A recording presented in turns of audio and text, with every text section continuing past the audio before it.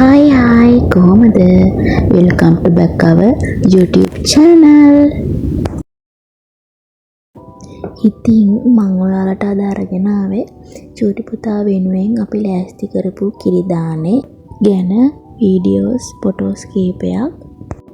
චූටි පුතා ඉපදිලා මාස 3ක් ගියාට පස්සේ පත්තිනි මෑණියා වෙනුවෙන් කිරිදානයක් දෙනවා කියලා අපි හිතාගත්තා.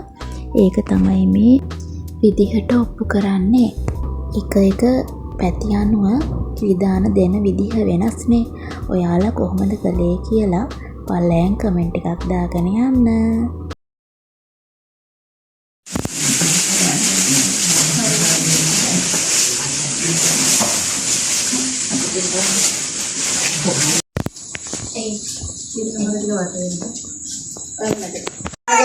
ඒ වැඩ පැමිණෙනා වූ වෙනස් අපේ සාධනයක් අධිශේෂ පංචස්කන්ධ බලන ආකාරයට ඔබ මෑණියන් වහන්සේ විසින් මේ බිල ආරක්ෂා කළ දිලා වාපිසෙන් කොපතුන් දොස්නකට ගන්නා දෝසාන්ධකාර මොනෑම හේතුන්වත් කිසිම දෝසාන්ධකාරයක් මේ ශරීර පංචස්කන්ධයට බලන ආකාරයට ඔබ මෑණියන් මහත්ගේ ආකර්ෂණ ශක්තිය ආරක්ෂා සලස්වා දිලා විදුල ආරක්ෂා කරගෙන සේකවා නෑන නුවණ ඥාන ශක්තිය අවබෝධය හොඳින් පහළ කළ දිලා මේ දරුවාට ආරක්ෂාව ආශිර්වාද බලය ජයෙන් ජයම ලබා දීලා තබන පියරක් පාසා තුඟ පත්තිනි අම්මා මෑණිනේ ඔබ මෑණියන් වහන්සේගේ ආශිර්වාද බලම ලැබේවා සිතක් වේවා සාන්තියක් වේවා නිරෝගී සත් සම්පතේ තිර ජීවන සැලසේවා තුඟ පත්තිනි අම්මාගේ පීඨයි